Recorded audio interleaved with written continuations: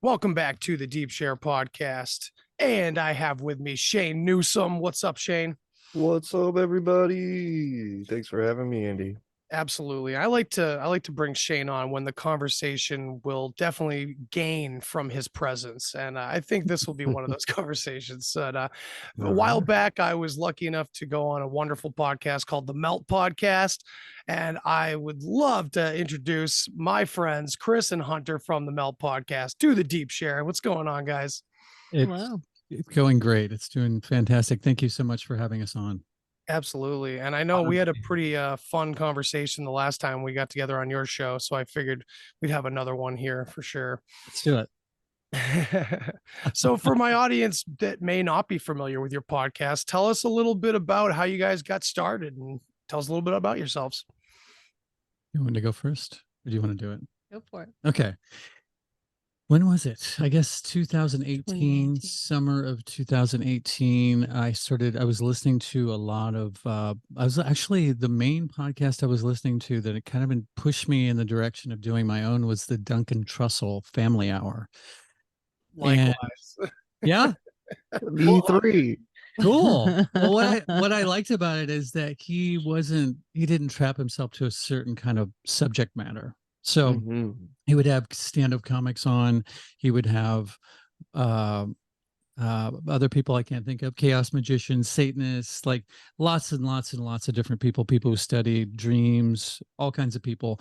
And I was like, wow. So people actually must be interested in all this stuff, or this guy wouldn't have such a popular podcast, because I'm interested in this stuff. So I would love to be able to do this, but I actually started off thinking that I would just have people on to tell their stories about their experiences, and not necessarily people that have written books or done research or anything like that, but just everyday folk. So I kind of started putting my feelers out. I kind of just was tossing around ideas in my mind. And I was thinking, well, maybe I can do a combo of both. Maybe I can have stories and then maybe interviews too with people. So I started contacting people and I recorded maybe 5 or 6 different episodes. And I was on my own at this point. And, I was a little shaky as far as starting the interview process. And I'd done zines before in the past, and I had interviewed people, but never sort of like in real time on the spot. It was always transcribed and in some little Xerox magazine or something like that. So it was a different, it was outside of my comfort zone. Let's just say that. So I had to sort of build my confidence up, and I had some guests that were fantastic, and I had some guests that were kind of so-so. But I was, I kind of by trial and trial by fire, I've kind of figured out sort of the direction that I wanted to go in. And then that is shortly after that time is when Hunter came into my life. We crossed paths in a very interesting way that I won't necessarily go into right now unless prompted. And she ended up moving from LA to where I'm at in Lawrence, Kansas, and now where we're at. And I actually had the podcast for probably 2 years after that, after you came along. 1, 2 years, something like that. Somewhere around there. Yeah. We can go back and look. And I was just doing it by myself, and she was very interested in these topics too, which was fantastic because, she was a partner not only that I vibed with on lots of different levels, but we could talk about all kinds of crazy, out there stuff and realize that we had a safe place to do it. Neither of us were going to call the other one crazy or. Oh, it's such a good feeling. It is. It is yeah. absolutely. I didn't realize how important that was until Hunter came along, and so, but actually, a couple of years went by, and I was like, "Why the fuck don't you come on my podcast too?" I think I'd thought about it before, but I thought that she would outshine me because she's such a fantastic, quick wit, quick mind, very inquisitive person. She can articulate much better than I can, and so I was like, maybe I should. I don't know. God, she would just take over the show. She'd be great. I'm suck. Like my confidence kind of dwindled a little bit, but then I said, "Fuck it." And I asked her if she would. She said yes, and it's been incredible. Like we're a great team. I usually am the one that does all the research, and she kind of just comes in blindly, which works out well. That's me and Andy. Yeah. Who's the blind one? Yeah. Dane. I mean, I still like to be blind on a lot of things too. Sure. Yeah. So I mean, and lots of times that can really help. So because she can have beginner's mind. She doesn't have a preset agenda or loose agenda to go into an interview with. So we've been doing it that way and it's been incredible. It's been a lot of fun and we've been having great conversations with lots of people. Yeah, you guys absolutely work great together on the show. I think you are, you guys are yeah, like one of you will articulate something while the other one's trying to think of it. Like that happened a lot of times on our podcast together. You guys are finishing each other's sentences half the time. So Yeah. it works out really well when you have a partnership like that and it translates into something like this, it can be challenging. So that's really cool. Really cool. And you guys have been going pretty strong for a while. Yeah. Yeah, I think so. Do you have anything to add to that?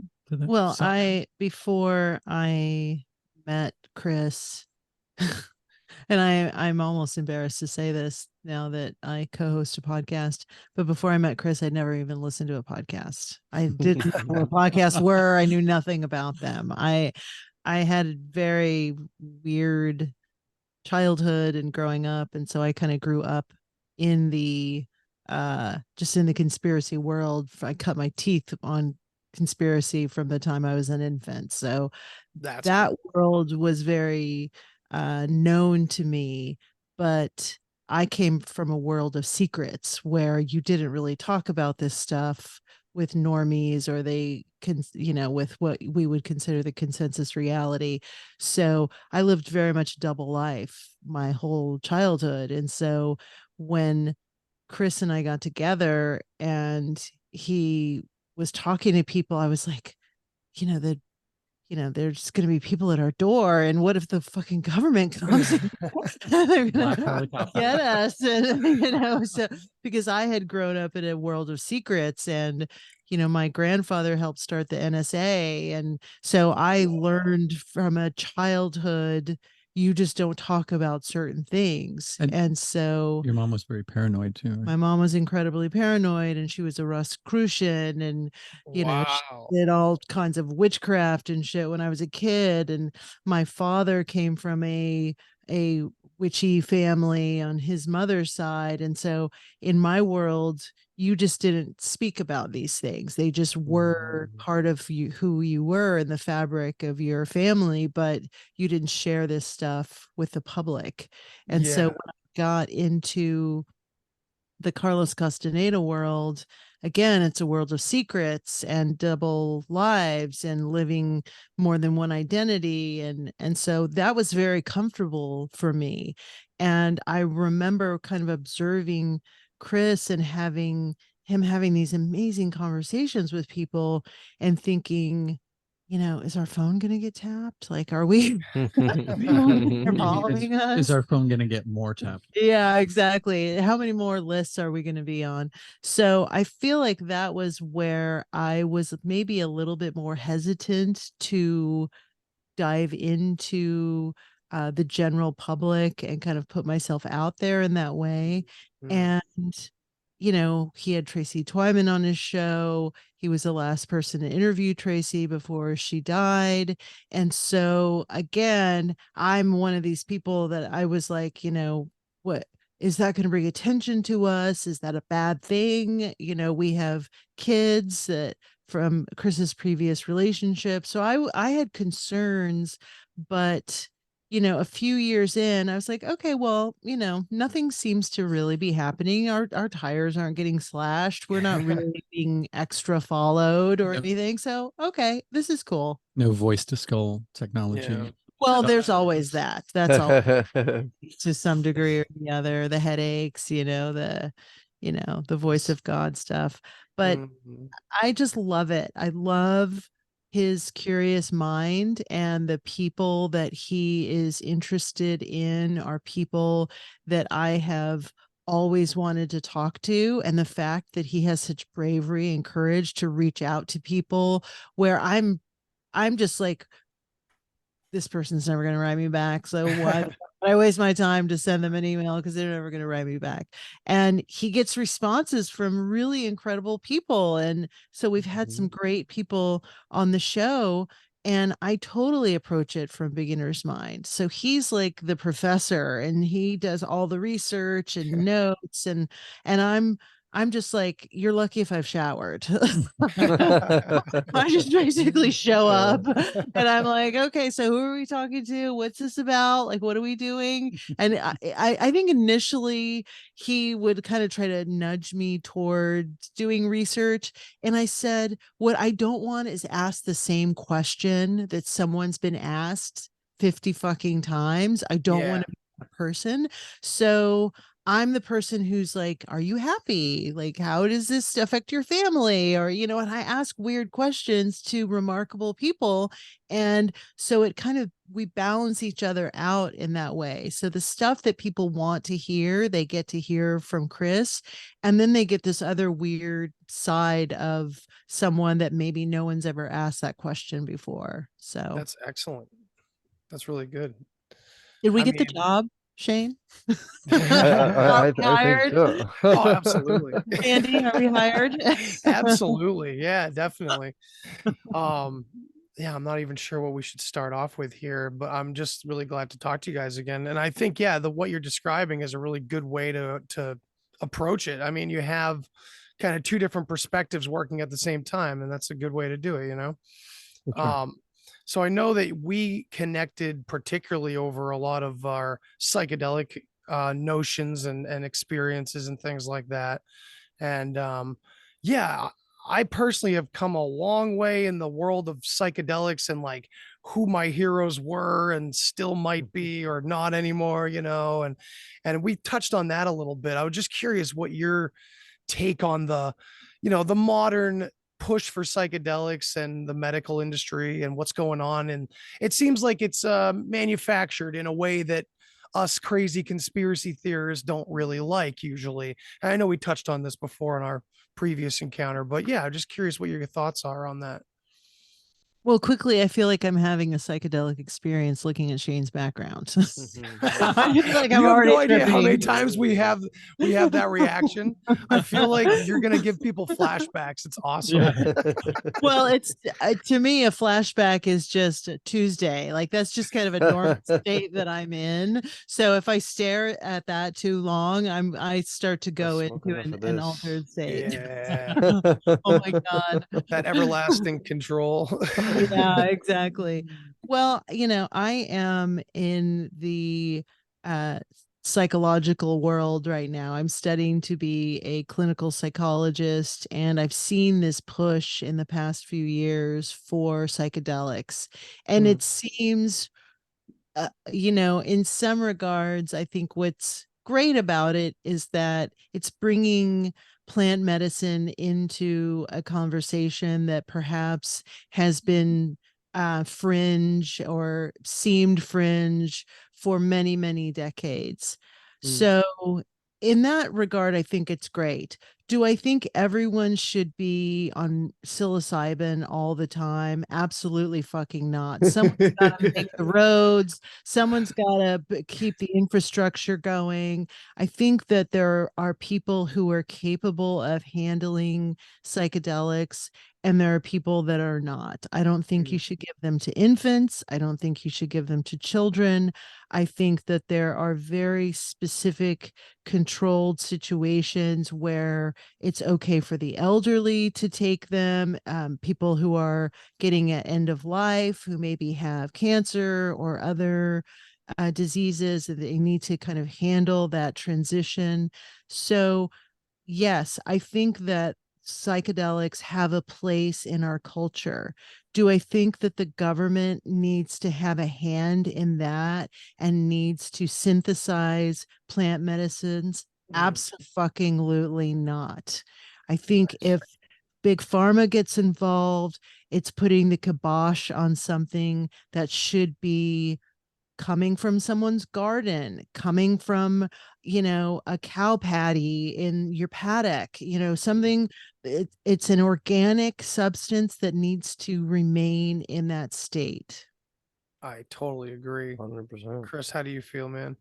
I think that the problem with that is that, yeah, sure, I don't think masses of people should be on these things, just like masses of people shouldn't be snake handlers. Like it's just, it's something that you need to come to semi-organically, especially if you're dealing with something really, really potent, a really potent psychedelic, completely out of any sort of cultural context or lineage or anything like that. You're just freewheeling it and you're going to take it before you go to Worlds of Fun or something like that. It's like that doesn't work. There Right. should be, not guidelines in the sense of really staunch, immovable rules, but it should be approached obviously with some sort of respect and not done recreationally.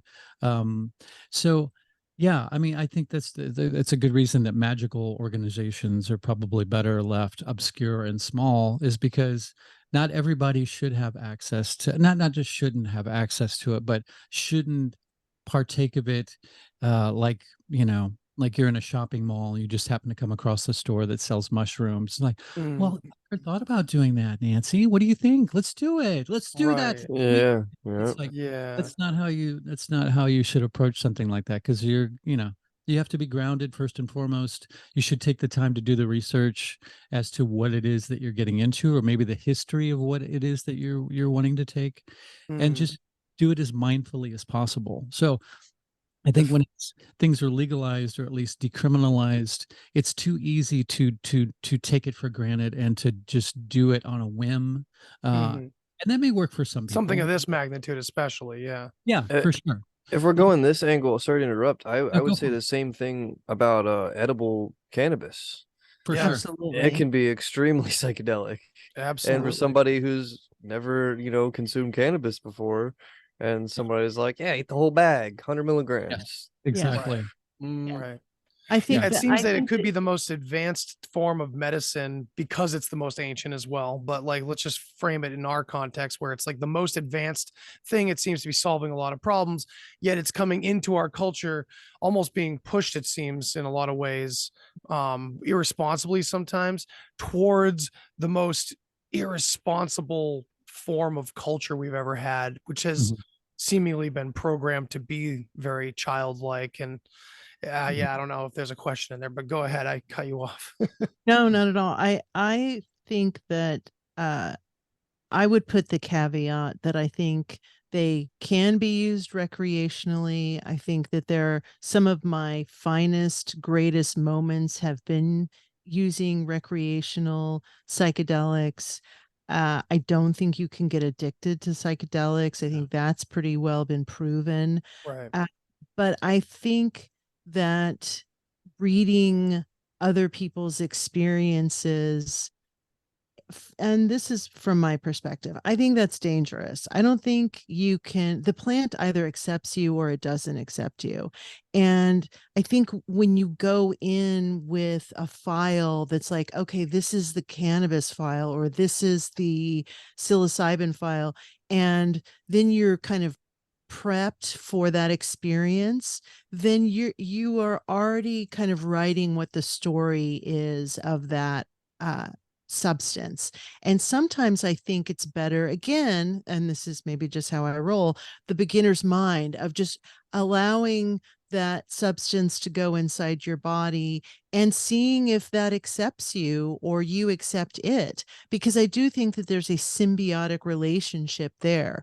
But if I take LSD and I've read, well, if I take 17 hits, I'm going to go crazy. And, this fear that was going around in the 70s and 80s that it made you clinically insane if you took it. I think that primed a lot of people to be freaked out about Yeah. taking psychedelics when there was a reason and a rationale behind that. If you have mental health issues, if you're borderline personality, bipolar, schizophrenic, mhm. of course, you should not be taking psychedelic drugs. There's reasons why just chemically your body is not capable of handling going on a journey like that. Mm, So I think that again, it's on an ad hoc basis. We can't say across the board, there should be a psilocybin shop on every corner. everyone should be able to have access to these substances, because I've seen what happens. I lived in California when cannabis was legalized, and there was a period of time where you saw little, those little like airplane sized bottles of booze. Yeah. You used to see those all over, like just kind of trash, garbage that's been dropped. Now it's these little pharmaceutical bottles that people can buy, either, pre-rolls or just Yeah. like a few edibles. You see that shit all over the The place. little plastic guys, they look like, Yeah. yeah, they're Yeah. just everywhere. They Yeah, look like cigar Garcia Vega cartons. Yeah. yeah, it can be that, or actually looks like a pharmaceutical bottle. So Mhm. again, it's this idea that, okay, we've medicalized this thing, but who are the people who are using these substances, and are they being responsible with these substances? Or is it just this fuck it attitude? Like, booze gives you the fuck it attitude where you drink this thing and then you just throw it and you're like, fuck it, So I think it's just a level of responsibility when it comes to any mind altering substance, whether that be sugar, whether that be cannabis, whether that be alcohol, that I think we have lost in our society, in our culture. So I don't know what the answer to fix this is. I don't know how to Yeah. fix it. Excuse me. Yeah, I often say like we're having these ancient answers pop up in this very modern culture, and it's like incongruent right now. And maybe this is the weird birth pangs of like the transitional period. And psychedelics always seems to be like, in my opinion, one of the central issues for people that don't use psychedelics. It is left field or Mhm. evil and satanic, you know what I mean? But Yeah. for those of us who have had the experience, I do say the experience, Shane knows what I'm talking about, and I think you guys do too, because it's a place, it's a familiar thing, it's a deep inside feeling, it's everything. But those of us who have had that kind of have this, I don't know, I guess from an outside point of view, it must seem cult like to, even if enough of us got together and talked about it, and Mhm. we would seem just as crazy as, or scary as those that we often talk about negatively or fearfully in the conspiracy community. And I liked something you said there about like, Chris, that you said, in a way, maybe it shouldn't be given away to everybody. Like almost, I don't know, I took from that just a hint of, because I've talked about it before on the show, this idea that the secret societies of the past may have had a good reason of trying to keep the genie in the bottle. Not to Absolutely. say that all their secrets have to do with psychedelics, but I would say psychedelic, like sex, drugs, and rock and roll, right? Ancient drum beatings, psychedelics, and sex rituals, Sure. probably what it makes up. You know what I mean? Yeah, I mean, I think there's something to be said about that. That with the point in evolution that we're at right now is that we are very technologically advanced as far as our endeavors in that world, but we're very spiritually not advanced, and that's really where you need the experience under your belt if you're going to go into the potent psychedelic world. Is you Mhm. need to have some sense of maturity. I mean, just enough.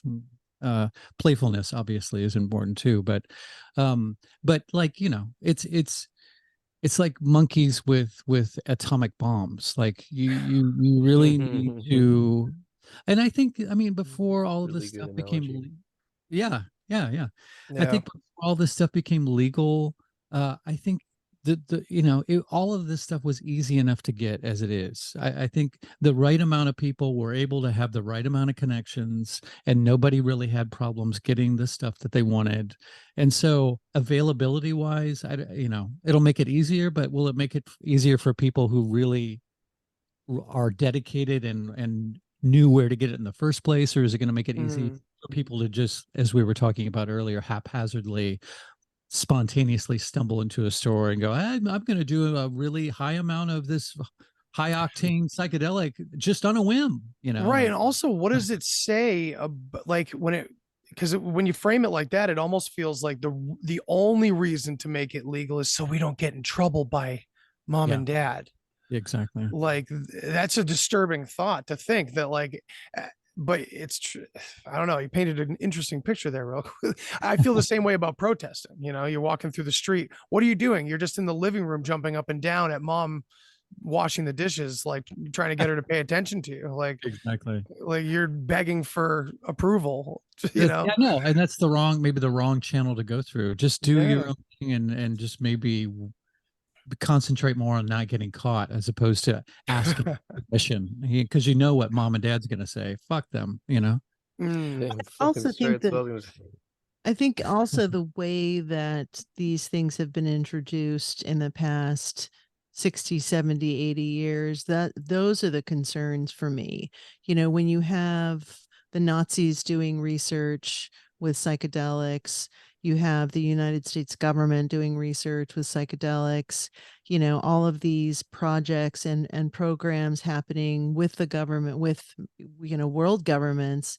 I think that's where I get a little cringy, like, okay, well, if this is something that Adolf Hitler was fucking with and dosing people, and, you know, Operation Climax and the CIA doing it with government officials and trying to see what level of information they could get in interrogations, I think that's where I get concerned because, okay, these were very specific projects that were being done with the military and with the government, with CIA.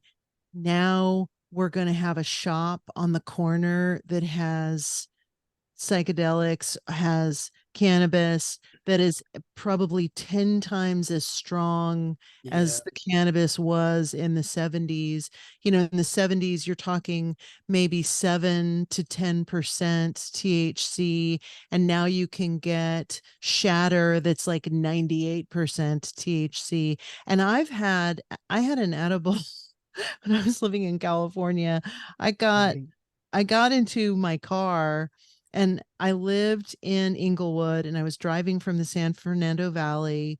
So basically from Encino all the way to Inglewood, which is like an hour drive. And I took a 500 milligram edible and I ate it. And I was like, oh, I'll probably start coming on, you know, 10 minutes before I get home. And that's cool. Like I can drive 10 minutes fucked up. It's fine. Not 5 minutes later, I'm driving and my head has completely fallen on the steering wheel. And I was now I'm a lifelong smoker. I don't smoke anymore. But at that point, I had smoked since I was 16. So talking 30 plus years of smoking cannabis. And I had never been hit so hard by an edible. And I was like, this shit is, and this is before they changed it where now you can't get an edible that's more than 200 milligrams. I was like, how am I going to get home? I am hallucinating. Like I was so fucked up. And I just thought, and anyone can walk into this store with an ID and get one of these things and get behind the wheel of a vehicle and drive. And it's against the law, so they won't do it. Right, exactly, just like alcohol. Just like alcohol. You know, so I think that's the thing that I look at is, you know, I'm a responsible imbiber when I take drugs and alcohol, and I put myself in a fucking stupid situation, and then I had to get myself home totally fucked up. So I think as a responsible person, I think of how many irresponsible people have access and then get behind the wheel and they're just like, fuck it. Right. Just gonna ride the lightning until I get wherever I'm going. You know, but I've known people on Valium that wrecked cars and, you know, had prescriptions and were totally screwed up on a prescription drug that they got from a doctor. And so again, what is the solution? Like, how do we navigate these times when they're the powers that be that are coming in that are really influencing people to what to what to what end to you know control them, to create civil wars, to create lockdown, to give an excuse to lock people down and up, like the fact that a weed store and a liquor store were considered essential businesses, but Right, yeah. I couldn't go get my hair done, but I could go get an ounce if I Right. needed. Like it was just, it would seem so upside down that whole time when that whole nightmare was happening. Yeah, again, I go back to Um, this like projected utopia that is being built, you know. At least that's kind of what it seems like in a way. And I want to think positive. I always wanted them to be legal, and I wanted them to, you know, I wanted everyone to have access. Like literally, I felt this way. And what's Yeah. interesting, do you guys pick up on this that like youth is being honored more in public affairs than it was 20, 30, 40 years ago? And I mean, Absolutely. I'm sure that's kind of a broad topic to talk about, but we're talking psychedelics, you know, just the whole liberal culture that we've seen seems to have more influence on public affairs and public opinion these days. Or maybe I'm just, this is my first time experiencing people 15, 20 years younger than me having influence, but I don't remember having any sort of, I remember being pissed off that none of this was happening Mhm. when I was younger. So it's just weird. And yeah, I don't know if there's a question in there again. No, I think I know what you mean. I mean, the liberal vanguard that's kind of running things now is a different one than was in place maybe 30 years ago, Yeah. because this is totally and blatantly been co-opted by the establishment. So like, and that, I think maybe that turnaround or the final push for that may have happened during the whole COVID bullshit. Mm, Um, when the liberals, and I've said it a million times, but it is pertinent to what we're saying. Oh, the liberals were the ones that were being pushed to do the right thing. They were the ones that were going, I'm for protecting other people because I'm a selfless do-gooder. So then mm, that turned into being a lockstep authoritarian non-questioner. And I didn't like big pharma, and I protested Wall Street and so on and so forth. But now I believe everything politicians and medical officials and big corporations that make shitloads of, I mean, outrageously uh, out of proportion profits for drugs that people supposedly need to just break even. Now I believe everything that they all say. So then that kind of cemented this new sort of neoliberalism, I guess is what it's called, which mm. is, I'm for all inclusiveness. We'll even include crooked politicians and heads of corporations. And yeah, it's a different iteration of the kind of liberalism I think that was happening 20 20, years. 20, 30 years ago. Yeah. Totally different beast. Hmm. No, Is that's that an interesting way to think about it. Yeah. Because I I feel like it's just an advanced version, you know, but for I could sure? be wrong. What were you going to No, say, no. Hunter? Yeah, I don't think that 30, 40 years ago that I was trying to be part of the establishment. I think that I was really happy being a goth and being a punk rocker and being on the fringes and being on the outside.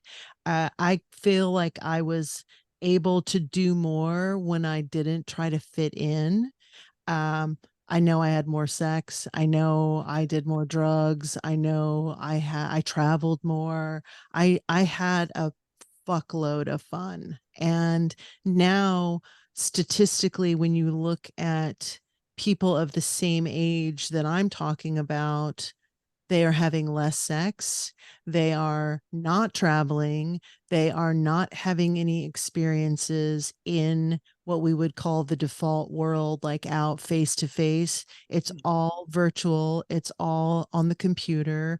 It is a higher uptick of video gaming and avatar and this idea of the meta world being better than the real world. And I think that that's perhaps the most disturbing aspect of what I see happening. What I find interesting is the influence is not the teenager now. Now it seems to be this obsession with preteens and this Mm, obsession with sexualizing children that are not of the age of consent, and certainly not of the age that we should be looking at them as sex objects or sexual beings. So I think that there's a definite element of indoctrination in that, and of pivoting away. And it's easy to sound like the old fuddy-duddy, like, get off my lawn. It's easy to sound like that, when in reality, what I'm pointing out is, when I was 16 years old and 17 years old and going to gay bars and watching drag shows, they were very bawdy, they were very sexual, and there was not a child around. There was no story time with, 3-year-olds watching a grown man twerk in fishnets. That shit Right. was not fucking happening at all. And drag queens they were actually men trying to look like women, not men trying to look like divine on the worst psychedelic trip you could ever think Yeah. of. You guys know how I mean, John Waters' Divine. Yes, Yes. absolutely. Yeah, like just Yeah. exaggerated. I mean, they're fucking nightmarish. Like, Yeah, like it's creepy. You make women look awful by that's supposed to be a woman that you're dressing up as. Like, that's just Right. It's a It's mockery. offensive. yeah, it is. Well, and the offensive part as a woman is observing this and watching heterosexual women sign off on this and Big be time. like, this is totally okay. Because the people who are supporting these movements, from my experience, are not heterosexual men. It's heterosexual women that are saying, we have to be inclusive, and trans women are women, and we need to let them in the bathroom and into sports. And there's a very small segment of the population that is actually trying to protect children and protect youth in general. Yeah. And I find those voices to be the most interesting right now, because it's really trying to stem this tide of again, this sexualization that is so fucking inappropriate. It is Right. so inappropriate to have a grown man with an erect penis going into a spa where there's little girls walking around, and him saying, I'm a woman. Right. Well, your penis isn't a woman. So I don't know what the fuck you think you are or what you're doing, but you're not in the right space. So what my way of kind of managing this is understanding the dysphoria. Gender dysphoria is a real thing. Yes, I believe it's some form of mind control. Yes, I believe that is happening right now on some strange global scale. But I think we need to create third spaces, third sports. So it's not men competing in women's sports, it's transgender people competing against each other in their own sport, having their own bathroom. So I don't believe in inclusion. And I don't believe in exclusion. I believe that there's a way that we can navigate this, where if you're truly transgender, if you're truly transsexual, you can be that, but you cannot co-opt another gender space. You have to have your own lane. You cannot be in women's spaces. You cannot be in men's spaces. And if the whole idea is like, we're special, well, let's make you special. Let's Right. You punched your ticket. You can't play on this ride anymore. Exactly. I just think That it's sounds very exclusionary, but well, I don't give a fuck, because what I care about is making sure that a little girl is not confronted with a reality that they're not ready for. That Absolutely. Fucking right.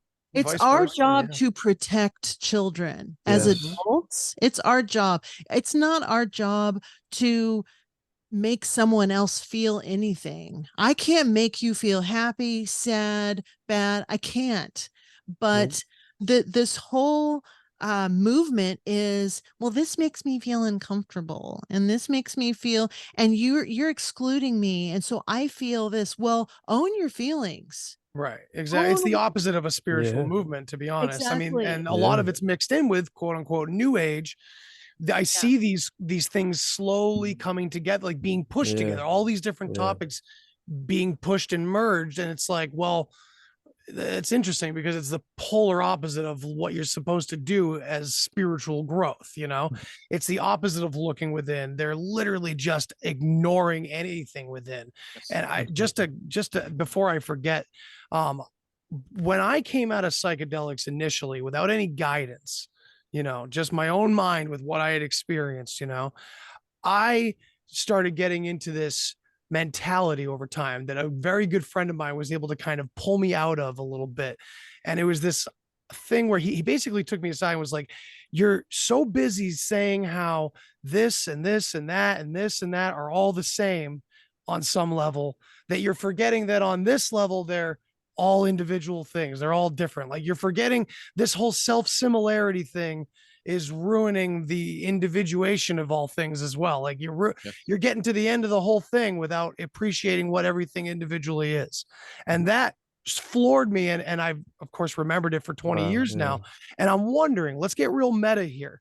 Let's suspend our knowledge or theories or suspicions about the elites and pedophilia and stuff like that.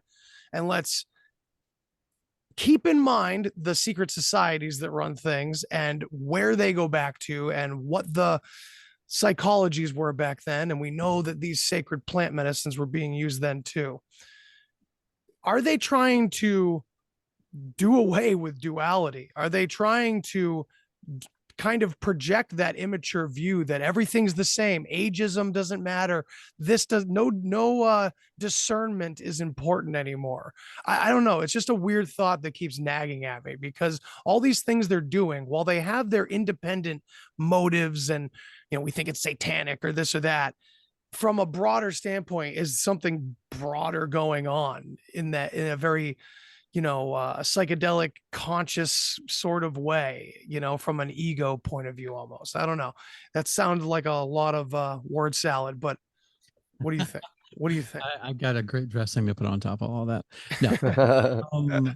I think that one of the tenets of postmodernism, which is kind of the philosophy that a lot of this is stemming from, is that everything is relative, which is true. Everything is relative, but it's but they take the subjectivity slice of that and they take it to the nth degree. So there's no absolutes, there's no objective reality, and that that's, in a sense, there are very big aspects of reality that aren't objective. They are very subjective and they are influenced by the perceiver. But what I mean by they take that to the nth degree is they take it into the realm of biology, for instance, with genders, and it's all relative. It's all a social construct. Everything is a social construct. Math is racist. I mean, they're putting that into the hall of mirrors and timesing it by 1,000,000 and without anything to replace it. Like, it would be one thing to call this stuff out and then go, what we really need to do is concentrate on blah blah blah blah blah and have some sort of a foundation to build something new on. But it's more like just exploding things into chaos, saying everything is meaningless, raising it all to the ground without having a goddamn thing to replace it with. So you have a lot of misguided, I mean, it's called inclusivity, but I think it's really just a kind of an outwardly aimed narcissism. I mean, am I making any sense to you? Yes. I think that there is an agenda and there is a very specific plan. What the initial destruction has been the destruction of the family. That was step one. Sure. Now it's the destruction of the binary morals. Well, Yes. sure, for sure. And these are all goes together. These all work together. Then it is the binary male and female. So now we don't have male and female. We have just kind of a mishmash of both. Kaleidoscope. Right. The Dragons. idea, ultimately, the idea I would posit is that this is a post-human movement. So the idea is that humans are outmoded. They're not necessary. We can have machines do our learning, do our basically every job that's under $20 an hour will be gone in another 25 years. This is what people are hypothesizing. But I think that the ultimate intention is obviously the depopulation of the earth, because there's not a lack of resources. There's not a lack of land. We have an abundance of resources. We have an abundance of land. But the people you call elites, I call predators. And Sure, what their intention Parasites. is For sure. to absolutely is to destroy humanity, and then in its place replace it with this hive mind. Right. So I think that's ultimately what the intention is. Is So there a Manufactured singularity. but is in that scenario, in your view, is there a group that remains outside of that and just has their playground? Is that what you're suggesting? Or would they become a part of that too? I think that, what we have seen from, just some of the people who have uh, been lost along the way, I don't think anyone is safe. I think there is a shelf life for every human. So I think the sales pitch when you get to a certain level in this predatory race is that you will be one of the few, one of the chosen. But even those people disappear. Even those people end up dying. So I don't know that there will be someone of the human race left. I think there's another layer above that that could be parasitic, it could be reptilian, it could be um, extra or internal terrestrial, because I don't necessarily think that the reptilian race comes from another planet. I think it comes from inside this planet. Crypto. So yeah, so I think that there are layers of this hierarchy that we can't even begin to understand. So we think the Rothschilds are in charge. They ain't in charge. We think that the Medici family, the Medicis aren't in charge. There's some other, some people would call it satanic, demonic, nebulous energy that is running the show. And these are just the puppets that basically do that energy's bidding. So check out this perspective to flip it completely upside down. I like it. So all of the evil is really ultimately happening for good, because good always wins out in the end of every story, just about. But so yeah, like everything bad is happening just to wake everyone up to be like, oh yeah, that's no good. Let's get that out of here. And then boom, consciousness shift. Could that be happening on like an ontological level too?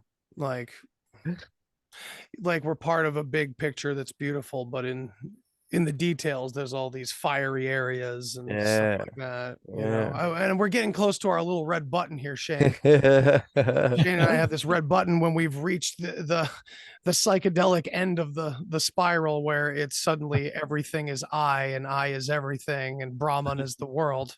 And suddenly, well, Brahman's doing all of this, and I wonder, because in the spirit of our psychedelic union here that we all appreciate, I know that Shane and I have talked about this at depths about how that universal law of one, and one consciousness, and how of course the parasites, the predators, the new age, whatever angle you want to look at it, they love hijacking these words like oneness and interconnected and all that.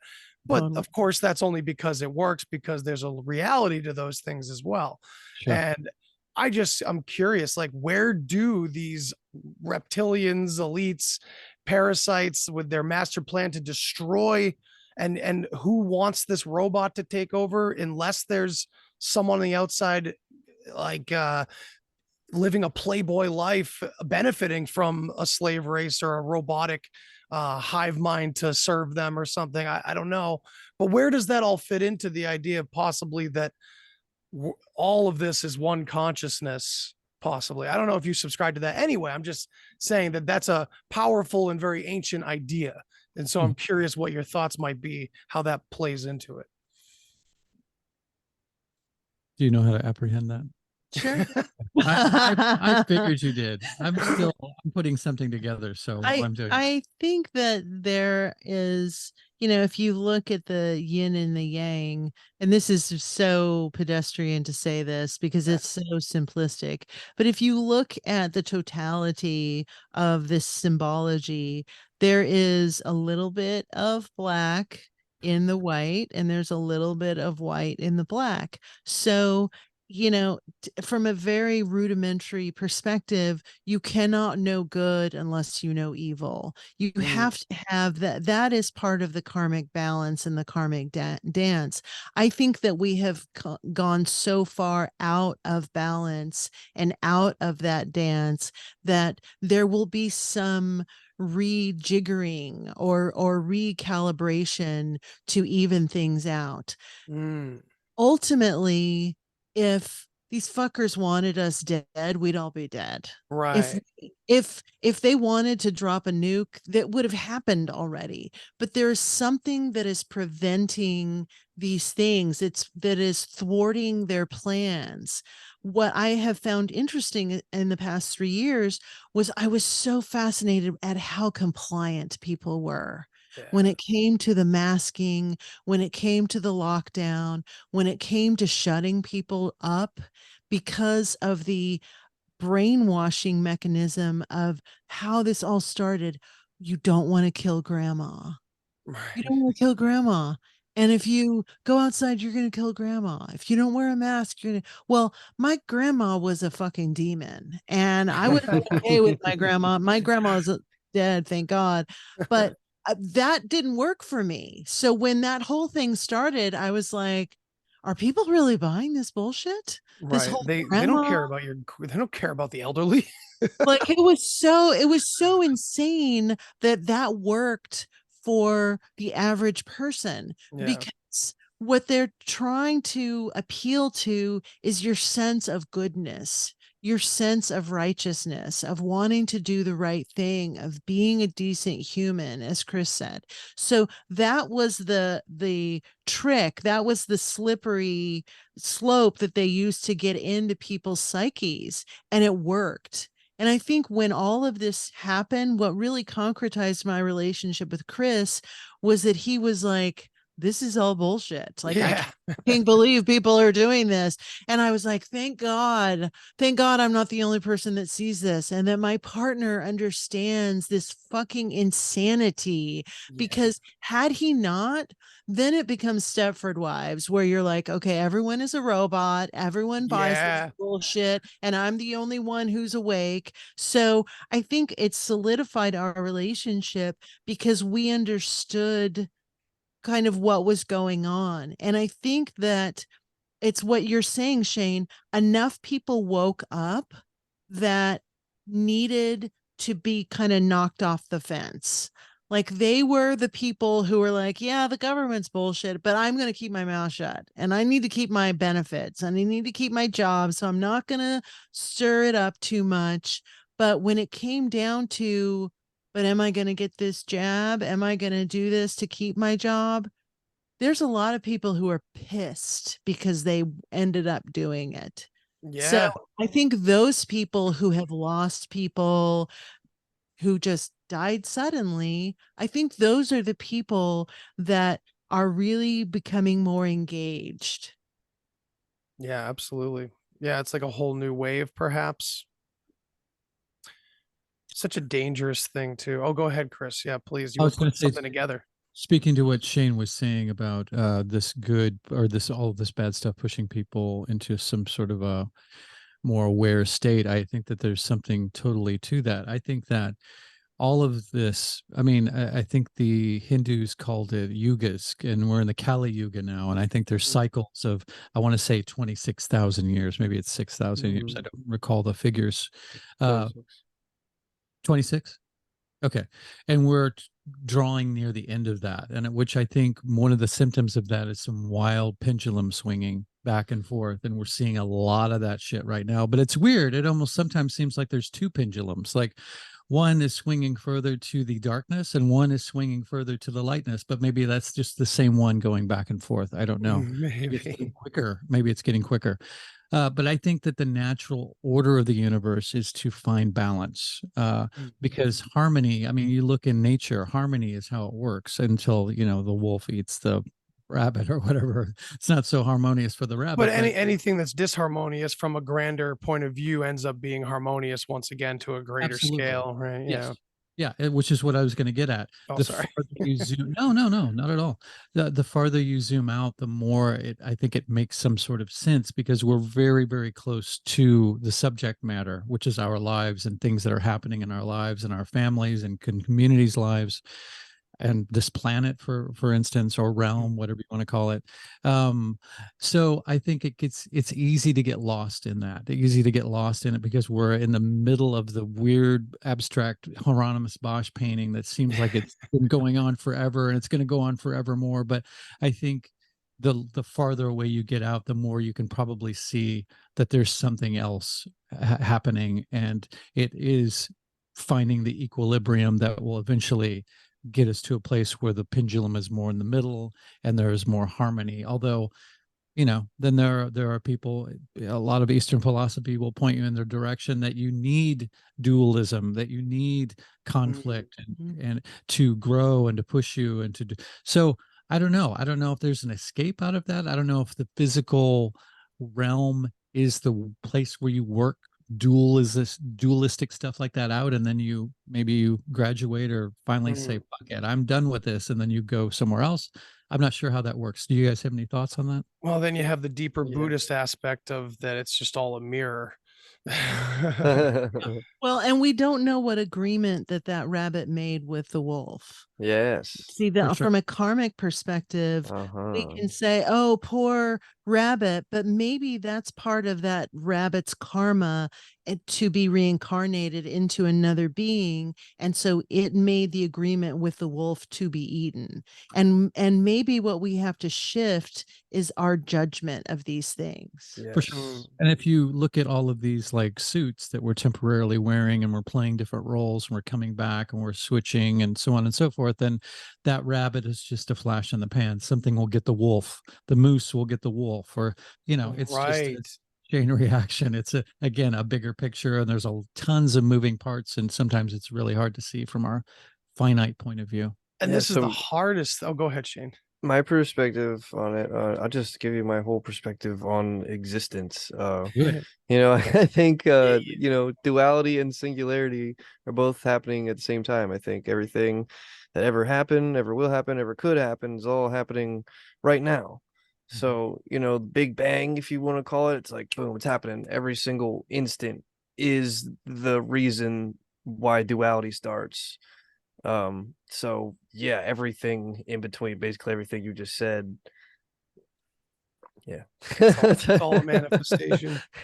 Yeah. It's so interesting because that you can extrapolate that to a bigger playing field, and you have people saying, well, what about all the dying people? And what about all the poor, everyone's suffering in the world? Like, how do you, like, you can, it's 100%. So easy for us sometimes, or at least this is the standpoint, that it's easy for some of us to be able to look from our vantage point and say that, yeah, everything is perfectly in balance. You know, if you can look at it from that higher point of view, and then people freak out about all the suffering in the world. And it's a difficult conversation. I think that's where a lot of conflict may come from in our big, deep philosophical talks in humanity, because we're kind of missing each other. Some of us are thinking from that broader perspective, and some of us aren't or can't. And yeah, it's interesting how we're just in this big salad bowl, and all of us are on those different levels, and they're not greater or lesser. They're just different levels, you know? And trying to communicate all together. We're all trying to communicate the same thing, but it's a very difficult task to do. But yeah. Go ahead. I go back to something that one of my mentors many years ago said about charity and the perspective of charity and what charity is about.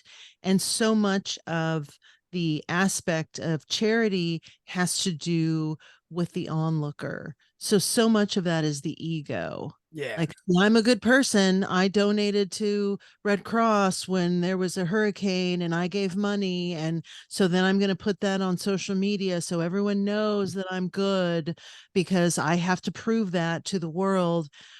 When in reality, what a lot of that is saying is, and again, this is my perspective, what you're saying is, I'm in a better place than you are. So I'm better than you are, so I can help you. Well, maybe what you're doing isn't really helping someone. Maybe what you're doing is you're satisfying this ego need to look charitable, but in reality, that whatever that gesture is, isn't getting to that person because these organizations are full of corruption and they're, padding, the Black Lives Matter, for example, was a totally corrupted organization where this woman's buying $11 million mansions in California and not giving shit for money to these these little small versions of that organization. Shell companies. Yeah, she wasn't helping the people that she was collecting this money for. Right. So I think that's part of it, is that this absolute power becomes absolutely corrupting. But again, what are you doing for someone really when you're giving them money? Let's say it's a homeless person. You see someone on the street and they hold up a sign that says, need money for weed, need money. And I see this all the time. Need money for booze, need money for food, have no home, have 3 kids, the litany of excuses for someone not to work, but to go and stand on the street and hold a sign. Right. What are you doing by just giving that person money and not ignoring them, not giving them food instead of money? How are you reinforcing that cycle of their poverty, or are you doing something, it's a gesture for the grander good, where God looks at you and says, okay, well, you gave to this person, so I'm going to put a little red check next to your name because I know that you're a decent human being, that you can ignore suffering. So I think that has a lot to do with this, is that we have to really understand, are we throwing something further out of balance by engaging or trying to intervene, or are we creating more balance by intervening? Yeah. I don't know. What do you guys That's a good think? question. There's also the idea that's like there's no escaping the vanity. Like, because even if you're doing something out of the pure goodness of your heart, and just say it's like doing something nice for a total stranger, well, you're sure you're doing that to help them, but why are you doing that to help them? Okay, so they will do better. Okay, but why does that matter? Well, it makes me feel better. Like, at the end of the line, no matter how many steps you put in there, you're gonna come back to, and that makes me happy. You know what I mean? It's kind of a loop. I don't no know if matter there's what. anything wrong with that. No, nothing wrong But, with that at all. I was gonna say, people are trying to be compassionate, but tough love is also being compassionate. Yeah, some would argue more so. I had a Yes. friend, I had a friend who owned a coffee shop, and people would come in all the time. I was living in Austin, and they would ask him for free coffee or money, or, and he would say this, he would look them dead in the eye and say, I am the pain provider. I'm not going to give you anything. No. The answer is no. No free Wow. lunch here. No free coffee. No. Because in his mind, what he was saying, and I just always found this so fascinating because this guy had a shit ton of money, but his attitude was, I had to work for every dollar I have. No one gave me shit. And, you know what? If people keep giving this person money, food, there's no motivation for them to get out of this cycle of poverty. Exactly. So Right. all we are doing is reinforcing and re-entrenching this person's stuckedness. Or making it easier for them not to be pushed to a place where they have to choose, like, do I keep doing this or do I get the fuck out of this cycle and do something different? Because Right. either way, whether you give them money or not, they're either going to continue to do what they're doing or they're not. So the money is just a way to buy the easy way of that intersection of like, okay, well, I don't have to think about it for one more day because I've got this money. I don't have to Yeah, think about making a decision. the sign should say need money to eliminate choices. Well, and I've talked to some people who are in that situation and they're like, I make $300 a day. Yeah, I know. Begging, like just being on the street and being drunk. It's like I make $300 a day. That's more money than some attorneys make in some little Right. towns. So, again, what are they doing? They are appealing to people's sense of goodness and they're Yeah. taking advantage of someone else that is a Mhm. decent human being who maybe is naive or maybe doesn't understand the system or where that whole system works. So This is the beast. Yeah. This What is is the beast. And I think that's why the ancients wrote it the way they did, because they know that when we really needed this information, we would still be in that very supernatural, terrified state of humanity that needed big, bad, scary monsters to try to lure us back into the right path, perhaps. I don't know. It's just a weird thought I just had. Yeah. Yeah. Well, I've been soft mugged before. Have you ever been Damn. soft mugged? Where you'll be out. This used to happen to me in New York all the time, and it also happened in Chicago, where someone would come up and be like, "Hey, you got a quarter? You got and then you open up your wallet. This is before I knew what the fuck how to handle these situations. Do you have a quarter? Well, no, all I have is $5. Well, can I have it? Sure.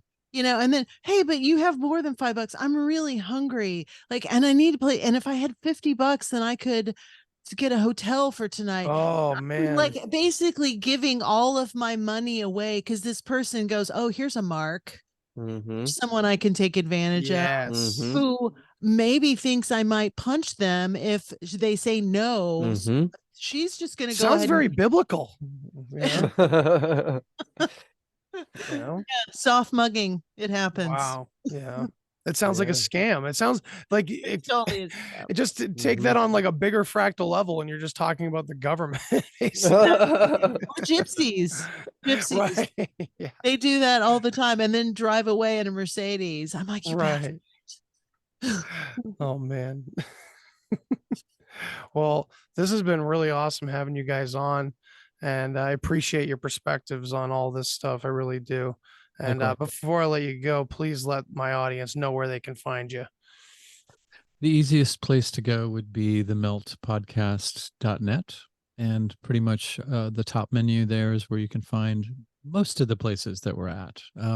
You can listen to our episodes there and I think even download them. We have a YouTube channel. We're on Instagram. We're slowly making our way to locals and Subscribe Star because Patreon sucks. We are on Patreon too at the moment. But yeah, we have tons of links. I can send them to you and you can put them in the episode notes if you'd like. Excellent. Absolutely. Anything Well, everybody. Yeah, Hunter, go ahead if you have. Oh, you can, anyone that wants to criticize me, please feel free to. I love it. I hate just constant praise, like love me. It's like, no, like I want prodding. Challenge. Exactly. I want to be better at what I do. And the way that you get better is by people challenging your ideas and your perspectives. So if anyone wants to email me, you can reach me at hunter-muse@protonmail.com. And I love you guys. Thank you so much for having us on. Likewise. It's been absolutely amazing. I love your listeners. I'm sure you've got some really cool people listening. Thank you very much for having us. Yeah, good to meet you, Shane. Yes. Excellent meeting both of you. Yes. Likewise. And Shane, of course, thank you so much for joining us again. Bro. Love Thanks having for you having here, me, brother. man. Shane and I do a Patreon show together called The Deep End, where we basically just shoot the shit and watch clips and get into all sorts of weirdness. Who Talk knows about what the big happens red week to button. week? Talk about that big red button. Yeah, of course, that comes around quite a bit. Cool. Becomes a little bit of an echo chamber here and there, so we like to mix it up sometimes. But yeah, it was really great having you guys. It's always fun talking to you. And yeah, everybody go check out the Melt podcast if you don't already. And see you next time. Thanks for being with us. All right. Thank you. Farewell.